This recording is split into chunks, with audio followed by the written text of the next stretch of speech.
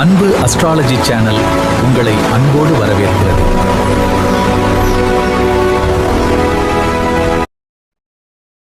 அனைவருக்கும் வணக்கம். பெரியோர்களே, சகோதரர்களே, சகோதரிகளே, இன்றைய நன்னாள் இறைவனர்களால் எல்லோரும் நன்றாக இருப்போம்.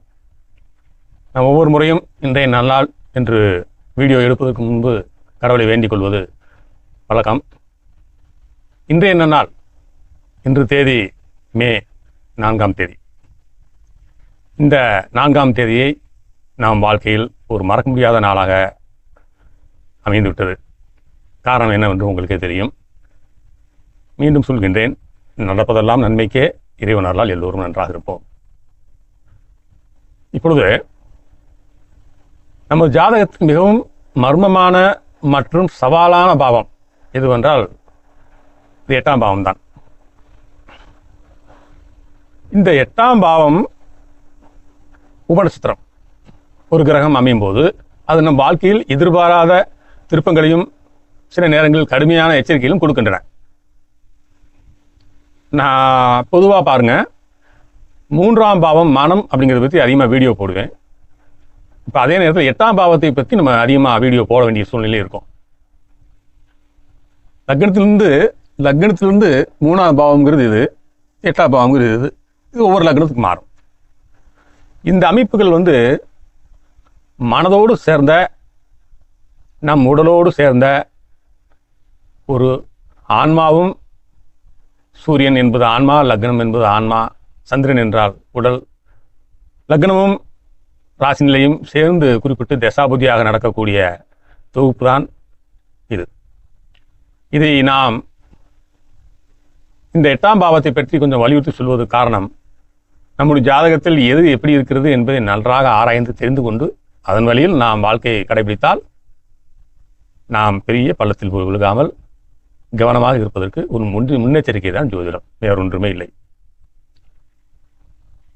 மனதிற்கு காரகன் சந்திரன், வேகத்திற்கு காரகன் செவ்வாய், மாயைக்கு காரகன் ராகு, பிரம்மாண்டம் என்றால் ராகு. இந்த 3 கிரகங்களின் உபநட்சத்திரம் இன்றைய பதிவில் நாம் பார்ப்போம் நண்பர்களே.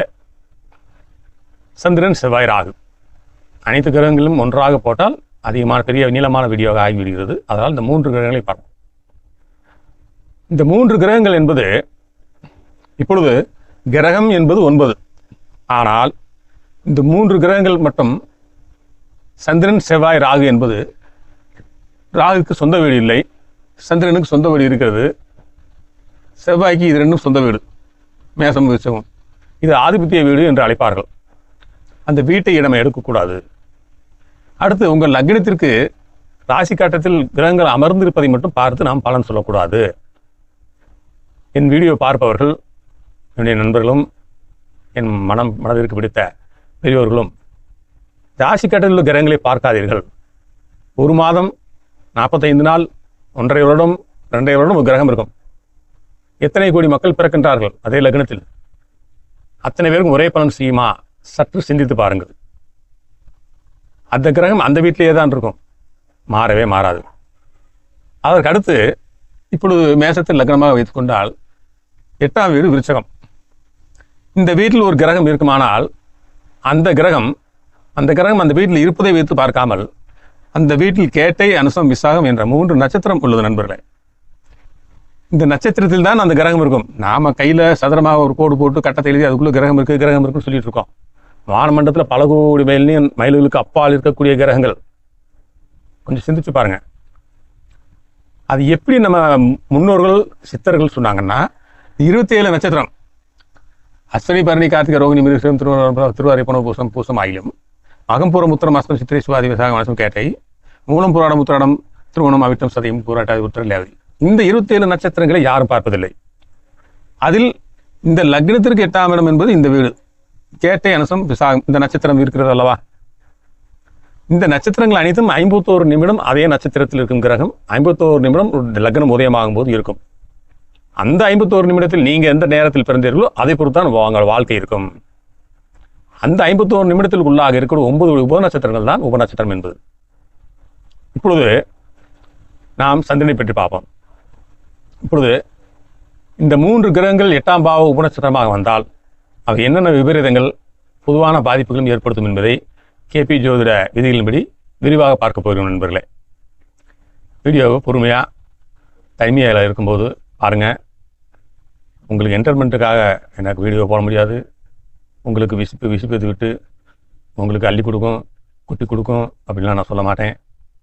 உங்களுக்கு சிந்திக்க வைக்கிறதுக்கும் உங்கள் வாழ்க்கையை ஒரு ஒருநிலைப்படுத்தி ஒரு நேர்கோட்டில் மக்கள் நல்லா அதை வைத்து வாழ பழகிக்கொள்ளணும் என்பதை வலியுறுத்தியே நான் இந்த வீடியோவை போடுகிறேன் நண்பர்களே.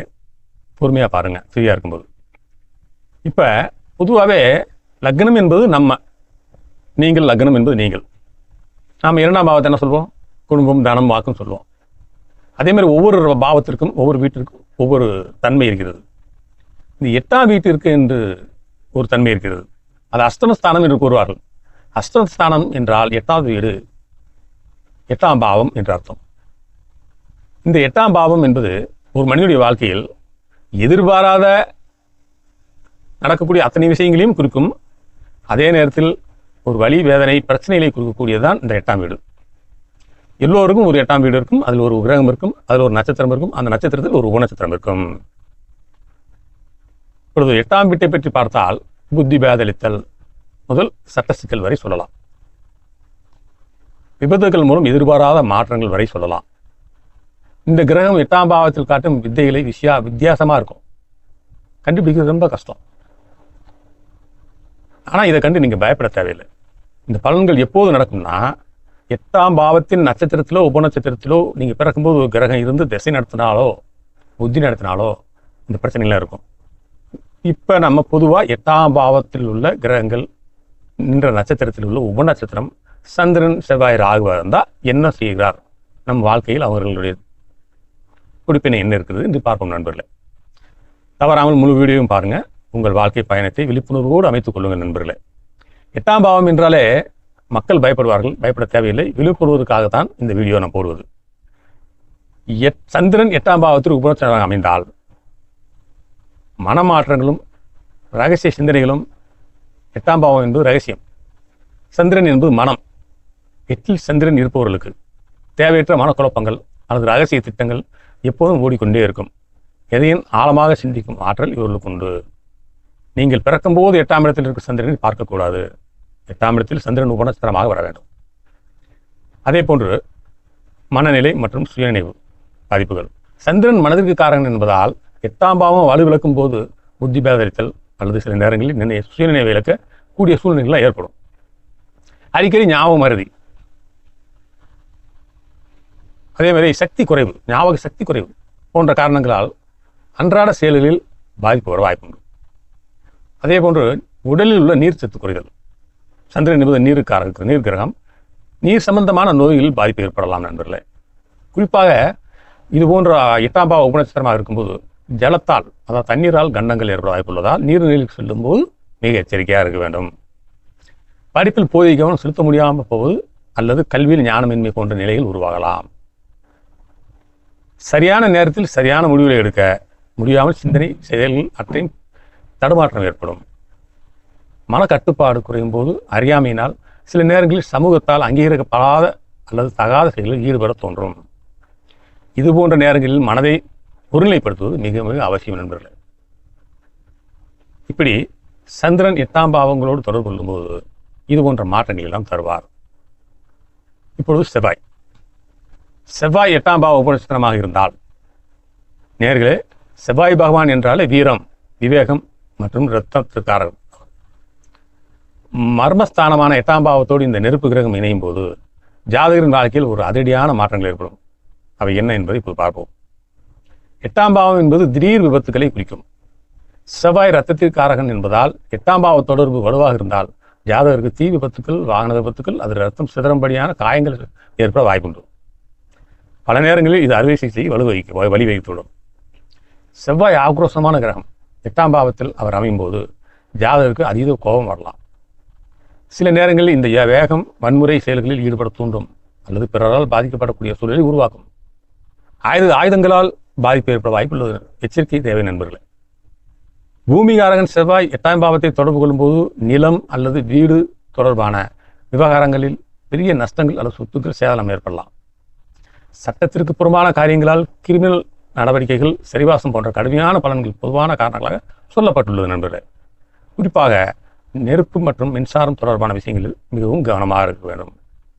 8ஆம் பாவத்தில் உள்ள கேட்டை, அனுசம், விசாகம் இந்த 3 கிரகத்தில் உள்ள உபநட்சத்திரம் செவ்வாயாக இருந்தால் இந்த பலனை செய்யும். அடிதடி, சண்டை, கலகம், போராட்டம் மற்றும் முற்றுகையிடுதல் போன்ற தீவிரமான நிகழ்ச்சிகளில் ஜாதகரை சிக்கிக்கொள்ள நேரிடலாம். சில நேரங்களில் தீவிரவாத தொடர்புகள் அல்லது அது சார்ந்த அச்சுறுத்தல்களும் ஏற்பட வாய்ப்புண்டு. ஜாதகர் மீது பொய்யான குற்றச்சாட்டுகள் சுமத்தப்படும். இதன் காரணமாக போலீஸ் அல்லது இராணுவ நடவடிக்கைகளுக்கு ஆளாக வேண்டி வரலாம். குறிப்பாக கிரிமினல் நடவடிக்கைகள், சிறை தண்டனை போன்ற நிலைகளும் ஏற்பட வாய்ப்புண்டு. சகோதரர்கள் மூலம் தீராத தொல்லைகள் மற்றும் சொத்து பிரச்சனைகள் வரலாம்.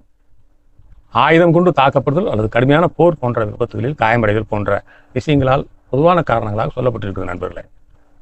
பிறர் பொருளை முறைகேடாக தனதாக்குதல், மோசடி செய்வது, ஏமாற்றுதல் போன்ற செயல்களில் மனம் ஈடுபடலாம். மிக தீவிரமான நிலையில் கொலை, கொள்ளை அல்லது தற்கொலைப்படை போன்ற விபரீத பாதையில் செல்ல மனம் இடம் கொடுக்கக்கூடாது. பெண்கள் தொடர்பான விஷயங்களில் வரம்பு மீறுதல், கற்பழிப்பு போன்ற இழிவான செயல்களில் ஈடுபடுதல் அல்லது அதன் மூலம் அவமானங்களை சந்தித்தல், தேவையற்ற அவமானங்கள் போன்ற பலன்களும் இதில் அடங்கும். காரணம் 8ஆம் பாவம் என்பதால். செவ்வாய் 7ஆம் பாவத்தின் உபநட்சத்திரத்தில் பிறக்கும்போது அமைந்திருந்தால் இது அப்படியே தலைகீழாக மாறிவிடும். அதை நாம் பிறந்த நேரம், பிறந்த ஊர், பிறந்த தேதியை வைத்து கணினியில் ஜாதகத்தை கணித்து நாம் அதை பலன்கள் எடுக்க வேண்டும். நாம் கிரகங்கள் வீட்டில் இருப்பதை வைத்து பார்க்கக்கூடாது. நீங்கள் பிறக்கும்போது 9 கிரகங்களும் ஒரு நட்சத்திரத்தில் இருக்கும். ஜாதக புஸ்தகத்தை எடுத்து பாருங்க. 2 ராசி கட்டம் போட்டிருப்பாங்க. 1 ராசி கட்டம், இன்னொன்று அம்ச கட்டம். பாதாசாரம்னு ஒன்று போட்டுருவாங்க பார்த்தீங்களா? அது என்னன்னு கேட்டால் 9 கிரகங்களும் 9 நட்சத்திரத்தில் இருக்கும் அவசியம். ஆனால் உபநட்சத்திரம் அதில் போட்டிருக்காது. நட்சத்திரம் மட்டும்தான் போட்டிருக்கும். அதன் அடிப்படையில் அந்த நட்சத்திரத்தில் என்ன கிரகங்கள் இருக்குது, அந்த உபநட்சத்திரம் என்ன இருக்குன்னு பார்த்து ஒரு முடிவுக்கு நம்ம வர முடியும். இப்போ ராகு பகவான் 8ஆம் பாவ உபநட்சத்திரம் இருந்தால் எப்படி இருக்குன்னு பார்ப்போம். ராகு பகவான் என்றாலே பிரம்மாண்டம் மற்றும் மறைபொருள் என்று பொருள். மர்மஸ்தானமான 8ஆம் பாவத்தோடு இந்த நிழல் கிரகம் இணையும் போது ஜாதகத்தின் வாழ்க்கையில் சில விசித்திரமான மற்றும் மறைமுகமான மாற்றங்கள் ஏற்படும் நண்பர்களே. 8ஆம் பாவம் என்பது திடீர் மாற்றங்களை குறிக்கும்.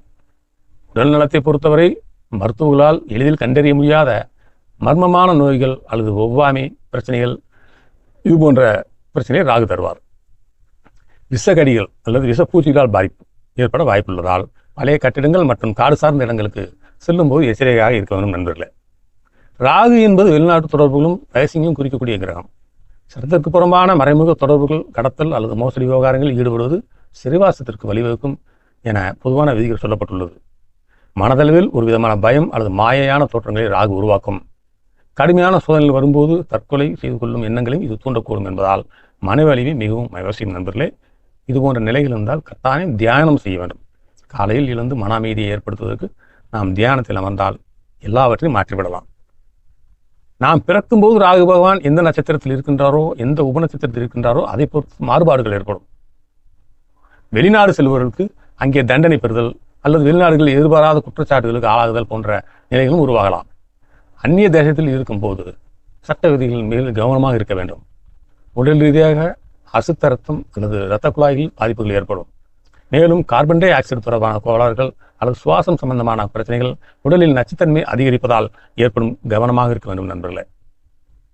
மனதளவில் ஒரு விதமான பயம் அல்லது அளவுக்கு அதிகமான சிக்கல்கள் சூழ்ந்து கொண்டு போன்ற ஒரு மாய தோற்றத்தை ராகு உருவாக்குவார்.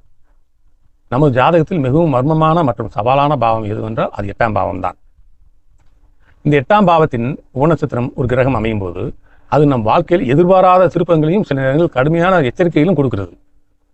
பொதுவாக லக்னத்திற்கு 8ஆம் பாவம் என்பது ஜாதகருக்கு அது 8ஆம் பாவம் மனம், பொருள், செல்வம், சொத்து சம்பந்தப்பட்ட விஷயங்கள் அது சாதகமாக செயல்படும் 8ஆம் பாவம். ஆனால் ஜாதகருக்கு ஒரு வழி வேதனை அவசியம் இருக்கும். 8ஆம் பாவம் இன்று நட்சத்திரத்தை பொறுத்து எதிர்பாராத அதிர்ஷ்டங்களும் ஏற்படும். அதாவது லாட்ரி சீட்டு விழுவது, எதிர்பாராத உயில் மூலம் சொத்துக்கள் நமக்கு வருவது, திடீரென எதிர்பாராத திருமணம் நடப்பது, எதிர்பாராத பதவி உயர்வு கிடைப்பது, எதிர்பாராத பயணங்கள் தடைபடுவது.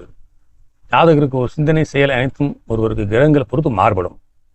நாம் எதையும் கவனமாக எடுத்துக்கொண்டு முன்னெச்சரிக்கையாக முடிந்தவரை கடவுளை வேண்டிக் கொள்வது, தியானம் செய்வது மிக மிக அவசியம் நண்பர்களே. முக்கியமாக நாம் உதவி செய்ய 8ஆம் பாவம் நம்மை வழிநடத்தும் நண்பர்களே. அத்தாய் தந்தை வணங்க வணங்க உங்களுக்கு தீய பிரச்சனைகள் அனைத்தும் போக்கி வாழ்வில் சுகம் கிடைக்கும். பிறருக்கு நாம் உதவி செய்ய செய்ய இதெல்லாம் 8ஆம் பாவத்தின் கர்ம வினைகள் அவசியம் குறையும். நண்பர்களே, இதுவரை சப்ஸ்கிரைப் செய்தவர்களுக்கும் இனி சப்ஸ்கிரைப் செய்ய போபவர்களுக்கும் என்னுடைய மனமார்ந்த நன்றியை தெரிவித்துக் கொள்கிறேன். இறைவன் அருளால் எல்லோரும் நன்றாக இருப்போம். நன்றி.